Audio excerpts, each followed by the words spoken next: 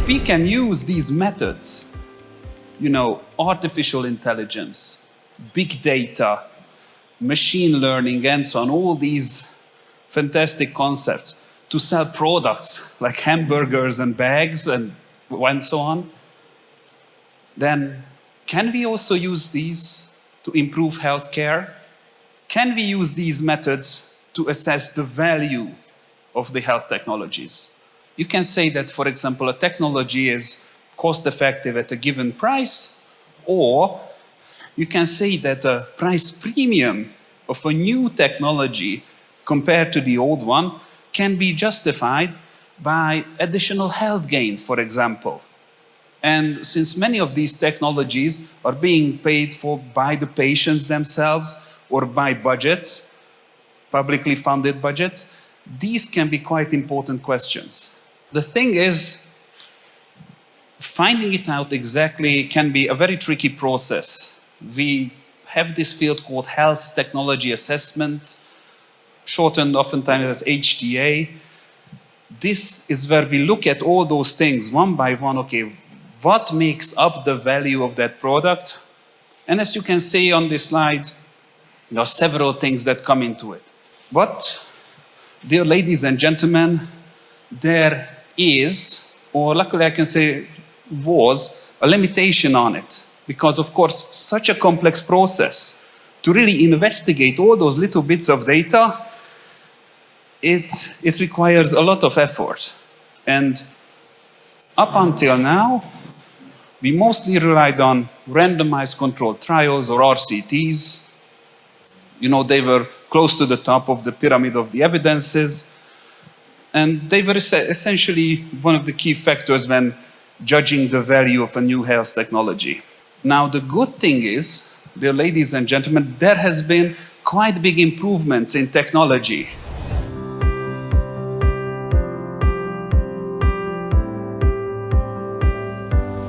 It's a collaboration of not less than 15 institutions across the EU. We have several universities, research institutes, other societies, and I'm proud to say even a patient representative group, Eurordis. And we've also getting closer and closer in terms of collaboration with EMSP, so we are very happy about that. Our mission is still to support this patient-centered, socially oriented, real-time decision-making to improve the access and to support those working in the reimbursement of new health technologies.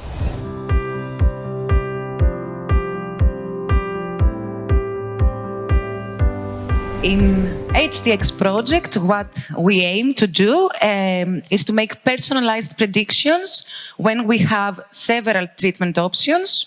And today I will also show you an online tool for patients with relapsing remitting multiple sclerosis. So the main question that we want to address is which treatment is the best for a specific patient based on an outcome of interest. Different patients often have totally different health outcomes under the same treatment. Doctors have to decide between several treatment options, and treatment choice should be personalized, as not all patients have the same response to the same treatment, and this is known as heterogeneous treatment effects. And the optimal treatment is known that depends on the patient's characteristics.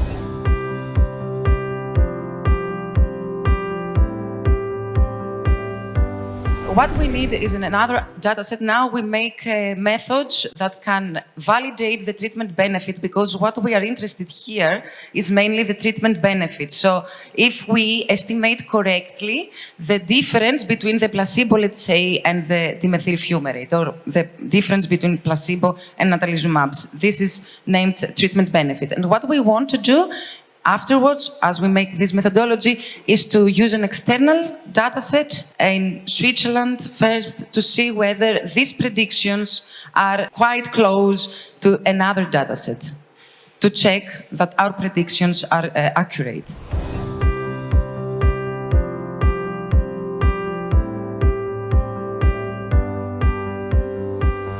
So we have also their clinical experience and on whether these results make sense or no, and how they find it based on their expertise.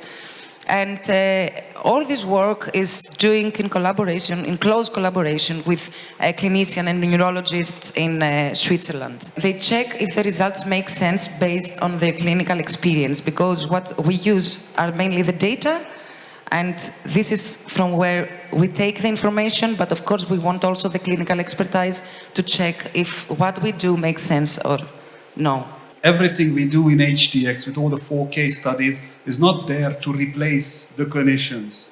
Quite the contrary, we just want to give another tool, another important package of information to the clinicians.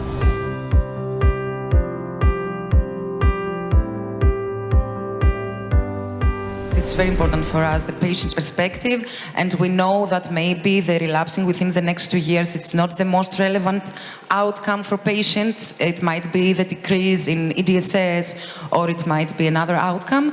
Our work is mainly methodological, and all the methods that we created can be used also for other outcomes. The same exactly method and the same exactly model can be used for example, the decrease in EDSS or another relevant outcome to patients. And of course, this is very important to know which outcomes are relevant to patients in order to use the proper models.